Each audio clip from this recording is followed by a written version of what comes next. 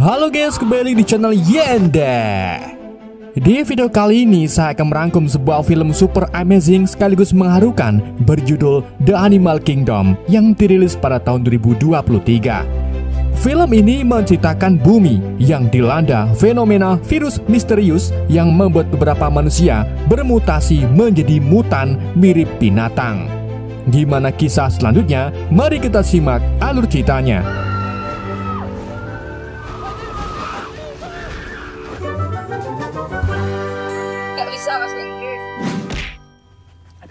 Film dibuka dengan seorang ayah bernama Francois dan putranya bernama Email yang sedang terjebak macet di tengah kota bersama anjir mereka bernama Albert. Pada hari itu juga mereka memiliki janji dengan seorang dokter yang menangani penyakit ibu Email bernama Lana. Karena sudah berjam-jam terjebak macet, Email memutuskan turun dari mobil untuk bermain PS bersama teman-temannya. Namun, Franco segera menghentikan Email dan mengungkapkan bahwa menyembuhkan Lana lebih penting daripada aktivitas lainnya. Di saat itu juga, mobil ambulan yang ada di dekat mereka berguncang cukup keras. Dan kemudian keluarlah sesosok manusia setengah burung yang mulai menyerang para petugas.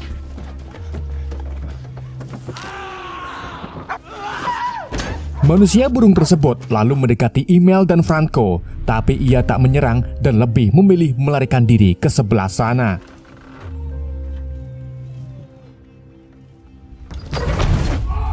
Meskipun kejadian ini sangat di luar nalar, orang-orang di sana sama sekali tidak panik karena sudah terbiasa melihat manusia bermutasi menjadi binatang.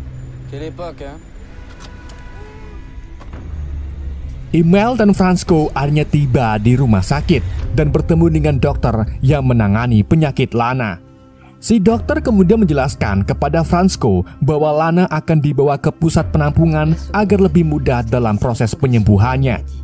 Rupa-rupanya, istri Franco adalah salah satu orang yang terkena virus mutan dan berada di tahap 70% menuju bentuk asli mutagenya.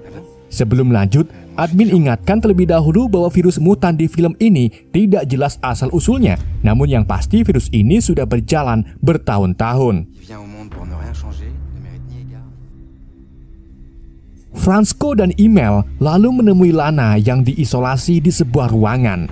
Franco meminta Email untuk menemui ibunya, tapi Email trauma karena ia pernah dicakar oleh ibunya.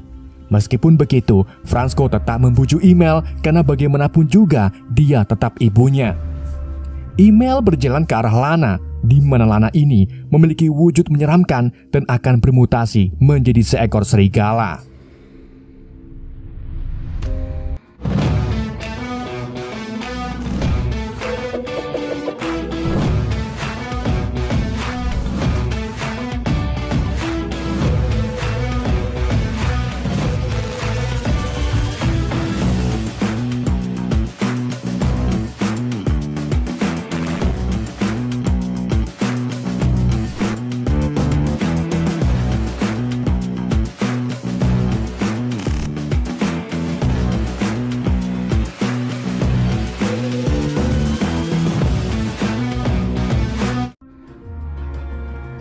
Keesokan paginya, Franco dan Email pindah ke sebuah desa yang terletak tak jauh dari pusat penampungan mutan, sehingga mereka bisa mengunjungi Lana setiap saat.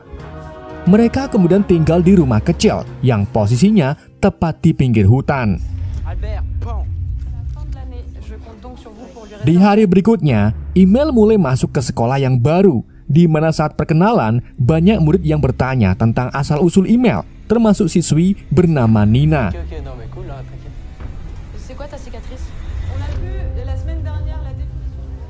Sepulang sekolah, Email mampir ke tempat kerja ayahnya di kafe alam milik Pak Bagong.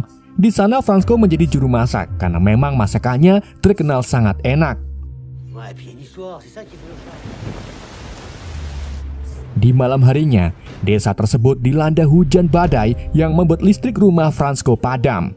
Ketika Email menemani ayahnya memperbaiki saklar, tiba-tiba Email melihat sosok mutan. Tapi mutan tersebut langsung menghilang begitu saja tepat saat lampu rumah menyala.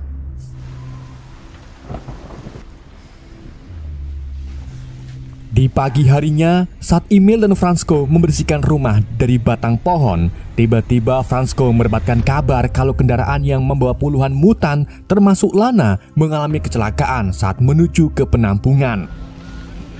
Mereka kemudian segera pergi ke lokasi kecelakaan, di mana di sana polisi menemukan jasad satu mutan yang tenggelam. Seorang polwan bernama Julia memberitahu Fransko bahwa 40 mutan melarikan diri saat terjadi kecelakaan, termasuk Lana. Menyadari istrinya sedang berkeliaran, Fransko pun kembali ke rumah dan memasang beberapa pakaian di dahan pohon dengan tujuan memancing kehadiran Lana. Keesokan harinya, Emil mengikuti lomba tarik tambang yang diadakan oleh sekolah. Dalam lomba tersebut, Emil secara ajaib mampu menahan 5 orang sekaligus dan berhasil mengalahkan lawannya. Hal itu pun membuat siswa lain termasuk Mulyo menyukai Emil dan mengundang Emil untuk datang ke pestanya. Menyadari ada yang aneh dengan dirinya, Emil pun memilih pulang ke rumah dan dikejutkan dengan cakar kecil yang tumbuh di dalam kuku jarinya. Ia pun langsung mencabut cakar tersebut. Namun setelah itu ia mendapati kalau tulang punggungnya mulai menonjol. Hal ini pun tentu saja membuat Emil ketakutan karena artinya ia terkena virus mutagen Hybridra yang sama seperti ibunya.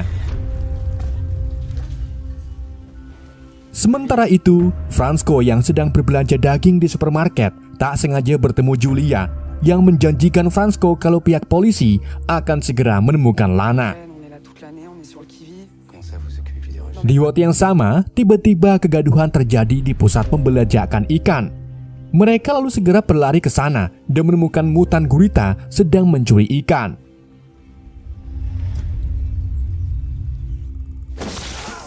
Untungnya, Julia berhasil menangkap mutan tersebut. Sedangkan Fransko tak sengaja bertemu bocah mutan terenggiling yang bersembunyi di kolong meja. Namun, karena Fransko memiliki hati yang baik, ia pun memilih diam agar bocah itu tak tertangkap pihak polisi.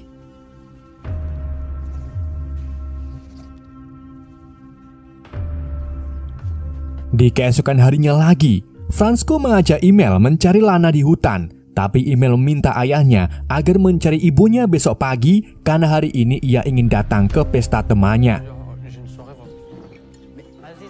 Emil kemudian datang ke pesta ulang tahun temannya.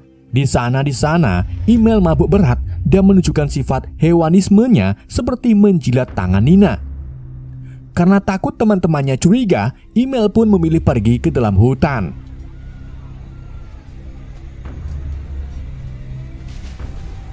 Pagi harinya, Emil merasa kebingungan karena ia secara ajaib terbangun di tepi danau. Tidak cuma itu, saat Emil hendak mandi di rumah, ia juga menemukan selai bulu burung tersangkut di mulutnya. Jadi bisa disimpulkan kalau semalam Emil memangsa seekor burung. Setelah mandi, Emil diajak ayahnya ke hutan bersama Albert. Mereka mulai menyusuri semak-semak dan berteriak memanggil nama Lana di tepi rawa. Keduanya terus mencari Lana sampai malam hari. Mereka tak menyerah dan bahkan memutar lagu kesukaan Lana di mobil dengan sangat keras. Sayangnya, meskipun sudah berteriak ke sana sini, mereka masih saja belum menemukan Lana.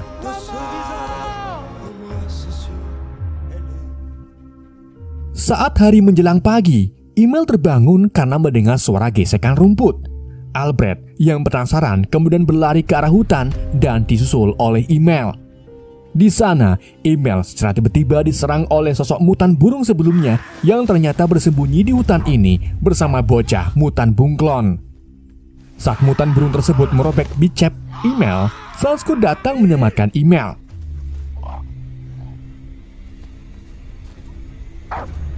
Fransko lalu segera membawa Emil ke rumah sakit, tapi Emil menolak karena ia takut dokter mengetahui mutasi gennya berkembang. Perjalanan mereka kemudian terhenti oleh sekelompok polisi yang sedang mengamankan kuda milik warga. Julia yang kebetulan berada di sana memberitahu Fransko bahwa semalam ada mutan yang membantai kuda-kuda milik warga.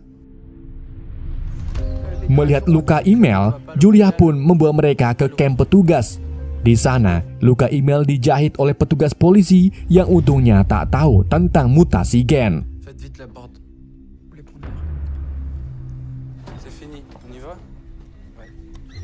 Di hari berikutnya, saat email mengikuti kelas sains, ia secara tiba-tiba mendapatkan wangsit berupa pendengaran yang sangat tajam, layaknya seekor serigala. Email merasa terganggu dengan suara berang-berang dan secara tak sadar berteriak di dalam kelas.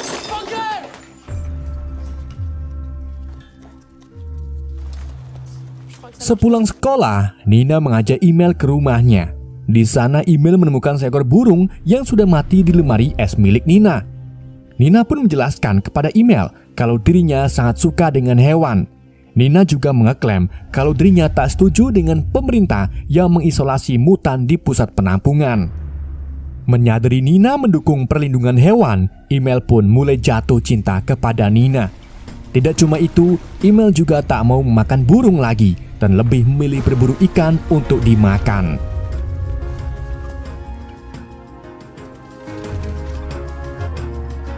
Setelah mendapatkan ikan cukup banyak, email pergi ke hutan untuk memberi makan mutan burung dan mutan bunglon.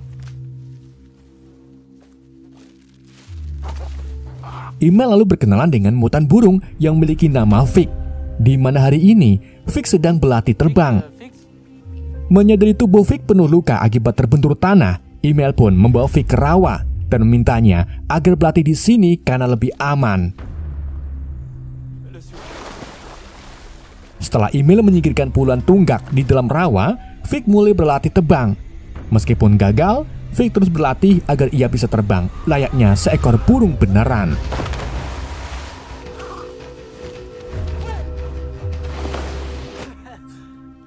Saat email menuju ke rumah, ia secara tiba-tiba tidak bisa mengayuh sepedanya, yang artinya gerak kaki email sudah tidak lagi bekerja seperti manusia. Ia lalu membuang sepedanya ke hutan dan lebih memilih berjalan kaki menuju ke tempat kerja ayahnya. Sementara itu, Fransko disibukkan dengan pekerjaannya sebagai master chef. Saat Fransko hendak membuang sampah, ia tak sengaja melihat gerak-gerik mencurigakan di balik pakaian. Namun, sebelum Fransko mendekatinya, tiba-tiba mutan anjing laut datang menyerang Fransko. Untungnya, istri pemilik kafe bernama Nyonya Bagong menghentikan mutan tersebut dan terungkaplah bahwa mutan itu dulunya adik Nyonya Bagong.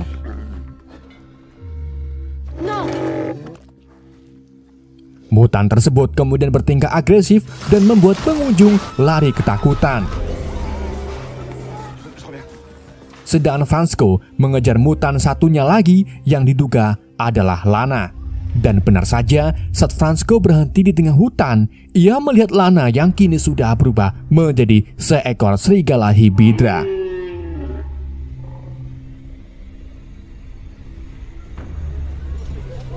Setelah kericuhan mereda, pihak polisi dan militer mulai berdatangan untuk memburu mutan anjing laut. Fransko lalu bertemu kembali dengan email yang menjelaskan kalau sepedanya dicuri oleh maling.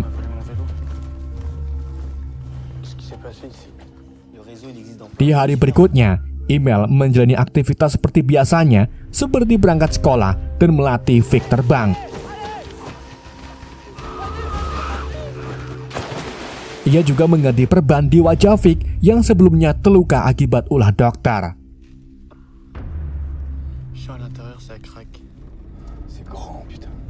Di malam harinya, Fransko dan Julia pergi ke hutan dengan tujuan mencari Lana.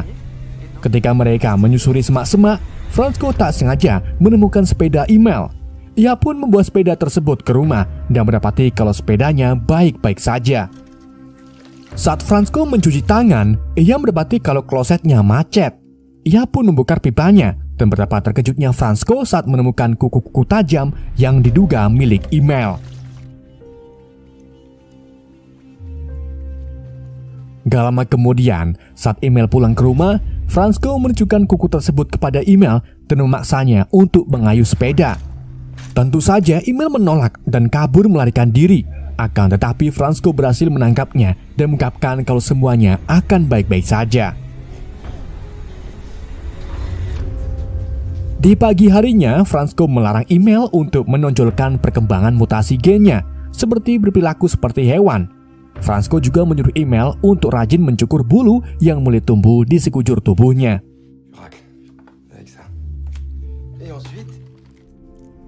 Saat email berada di rumah sendirian, ia menelpon Nina. Email kemudian meminta Nina berteriak guna mengetes pendengarannya. Dan benar saja, email mampu mendengar teriakan Nina meski jaraknya berkilo-kilometer. Keesokan harinya, email pergi ke hutan untuk menemui Vic. Namun pada hari ini juga, Vic sudah tidak bisa lagi berbicara dan hanya mampu mengeluarkan suara bekuran layaknya seekor burung. Vic kemudian naik ke atas pohon untuk menunjukkan kepada email kalau sekarang ia sudah bisa terbang.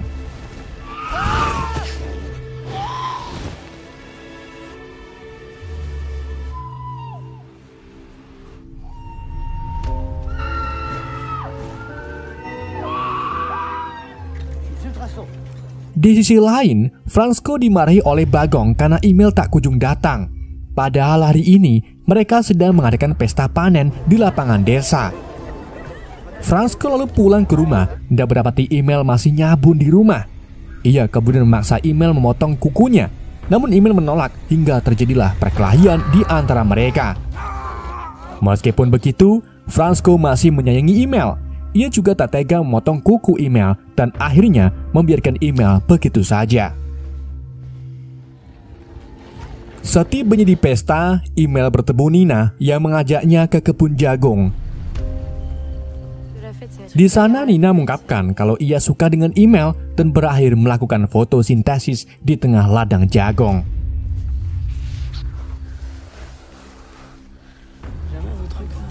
Setelah mengeluarkan getah pohon, email disergap oleh Mulyo yang tak sudi dekat dengan Nina. Ia menyalakan perangkat suara pengacu binatang yang membuat email merasa kesakitan. Dan disinilah Mulyo sadar kalau email seorang mutan. Email kemudian menyerang Mulyo dan pergi melarikan diri ke ladang jagung. Email dikejar-kejar oleh bapak-bapak yang membawa senapan. Begitu pula dengan Fransko yang mencoba menyelamatkan putranya.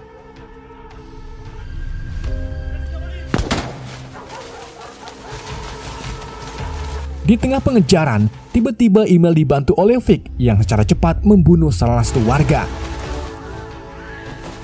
Namun ketika Vic terbang ke arah hutan, ia tertembak dan jatuh ke semak-semak. Email mencoba menolongnya, akan tetapi Vic tak mampu bertahan dan berakhir meninggal. Karena para warga sudah semakin dekat, email pun memilih pergi ke arah hutan.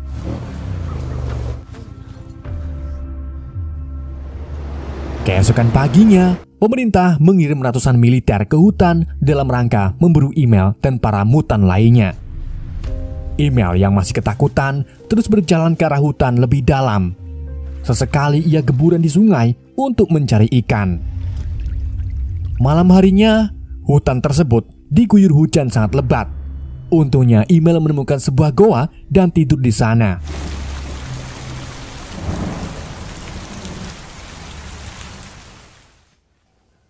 Di pagi harinya, saat email terbangun, ia dikejutkan dengan sosok ibunya yang kini sudah mutlak menjadi seekor serigala. Email kemudian keluar dari goa dan mendapati bahwa tempat ini menjadi tempat persembunyian para mutan hibidra, seperti mutan babi, ular, embek, dan masih banyak kewan-kewan lainnya.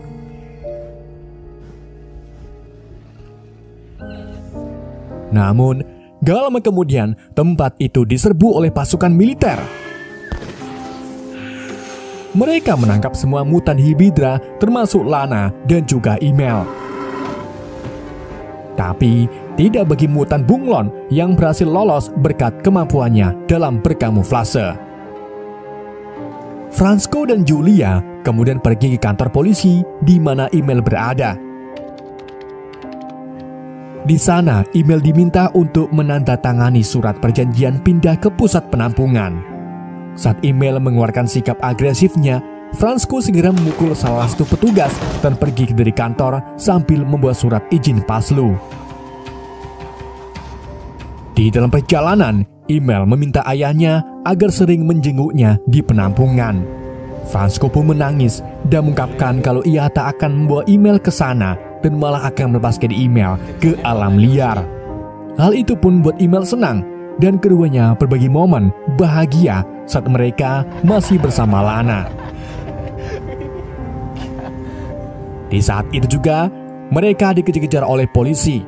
Fransko segera tancap gas menuju ke jalur hutan, dan setelah itu, ia meminta Emil berlari sekencang mungkin ke arah hutan. Go, Emil.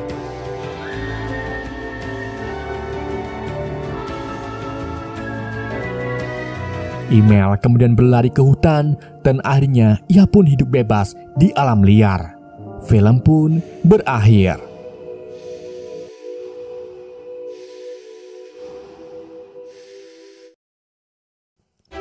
Oke guys, itulah alur cerita film The Animal Kingdom. Semoga kalian mules dengan alur sedang saya bawakan. Mohon maaf jika ada kesalahan dalam penyampaiannya ataupun penyebutan nama.